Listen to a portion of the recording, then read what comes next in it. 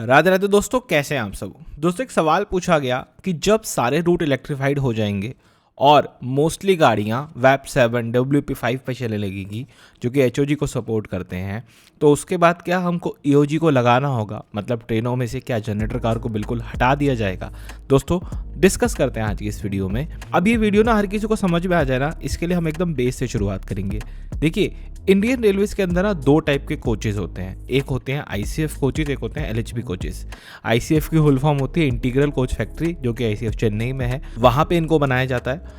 और ये दोस्तों जो कोचेज होते हैं ना, ये सेल्फ जनरेटिंग कोचेज होते हैं। अर्थात इन कोचेज में क्या होता है कि इन कोचेज के चलने से इनके व्हील में डायनामो लगा हुआ होता है, जो कि इसमें लगी हुई बैटरीज को चार्ज करता है, और वो बैटरीज जो है वो ट्रेन के उस कोच के अंदर लगे हुए लाइट, पंखा, AC को जो है पावर सप्लाई कर रही होती है। इसी के विपरीत दोस्तों आते हैं हमारे LHB कोचेस, जिनका नाम होता है लिंक हॉफमैन बुश। अब इनके अंदर ऐसा कुछ नहीं होता, मतलब कोई डायनामो वगैरह नहीं लगा होता, ये सब कोई बैटरी इनके अंदर नहीं होती। तो इनके अंदर लाइट्स, फैन, AC और पेंट्री कार वगैरह को पावर देने के लिए क्या होता है कि ट्रेन के लास्ट में ना एक जनरेटर कार लगा दिया जाता है, जिसके अंदर आपके नॉर्मल डीजल जनरेटर होते हैं जो कि डीजल पे चलते हैं बेसिक, और पूरी ट्रेन को पावर सप्लाई कर रहे होते हैं।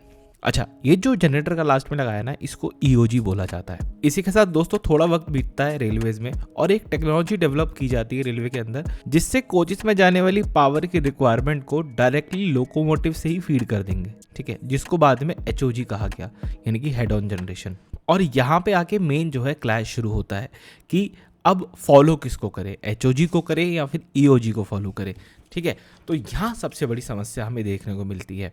देखिए, टाइम के साथ जो आपकी HOG टेक्नोलॉजी वो थोड़ी रिफाइन तो हो गई, लेकिन अभी भी इस स्टेज पे नहीं आई कि EOG को कम्प्लीटली रिप्लेस कर सके, मतलब जनरेटर कार को पूरी तरह से हटा सके। देखिए, अगर आप आज से 5-6 साल पहले ट्रेन को देखते तो उनमें ना 2 जनरेटर कार लगे होते थे, एक आगे लगा होता था, एक पीछे लगा होता था, और 2 इसलिए लगाए जाते थे ताकि अगर एक खराब हो जाए तो दूसरे से बैकअप की तरह उसे यूज़ किया जा सके। लेकिन इस HOG टेक्नोलॉजी के बढ़ने के बाद से, जब से लोकोमोटिव से डायरेक्टली सप्लाई होने लगा है, तब से सिर्फ एक ही जनरेटर कार लगाया जा रहा है, और वो एक जनरेटर कार जनरली पीछे की तरफ को लगा हुआ होता है कि अगर HOG टेक्नोलॉजी काम ना करे तो बैकअप के लिए हम जनरेटर चालू कर लेंगे। लेकिन आप HOG को प्रेजेंट सिनेरियो में कितना ही रिफाइन कर लो, आप EOG यानी कि जो जनरेटर कार है उसको हटा नहीं सकते कम्प्लीटली। उसके पीछे कारण की, देखिए, रेलवे के अंदर जगह जगह पर ना न्यूट्रल सेक्शन होते हैं। अब इस पर टेक्निकली नहीं जाते हैं, बस ऐसा समझ लीजिए कि ओवरहेड वायर का एक सेक्शन होता है जहाँ पे इलेक्ट्रिसिटी की सप्लाई नहीं दी जाती है।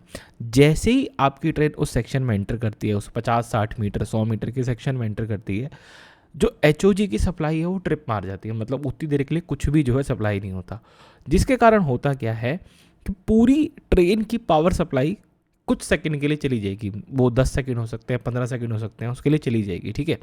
और फिर जैसी ट्रेन नॉर्मल सेक्शन में आएगी, अपने पावर वाले सेक्शन में आएगी, ये सप्लाई रिस्टोर हो जाती है।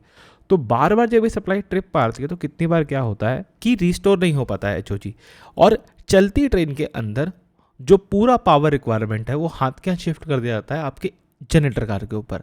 हालांकि जब आप ट्रेन में ट्रैवल कर रहे होंगे तो आपको ये डिफरेंस नहीं बिल्कुल समझ में आएगा कि कब ये स्विच किया गया, but on a technical side ऐसा किया जाता है। अब हमको ये तो समझ में आ गया कि EOG को आप रिप्लेस नहीं कर सकते, लेकिन इस EOG के अंदर कुछ डेवलपमेंट किए गए, कुछ चेंजेस किए गए थे। एक्चुअली जनरेटर कार बनाने की कोशिश की गई थी, जिसमें पूरा जो DG सेट होता है कोच के नीचे अंडर फ्रेम जो होता है ना, वहाँ पे फिट करने की कोशिश की गई, और ऊपर दिव्यांग जन के लिए जगह बना दी गई। लेकिन वक्त के साथ ये कुछ खास फेमस हो नहीं पाया, मतलब इसको एक आगे चल नहीं पाया, तो जो नॉर्मल पुराना क्लासिक DG सेट है वही चलता रह गया। तो मुद्दे की बात ये है कि जो उन्होंने सवाल पूछा था कि EOG को हम हटा नहीं सकते, EOG तो हमेशा ही रहेगा, ठीक है।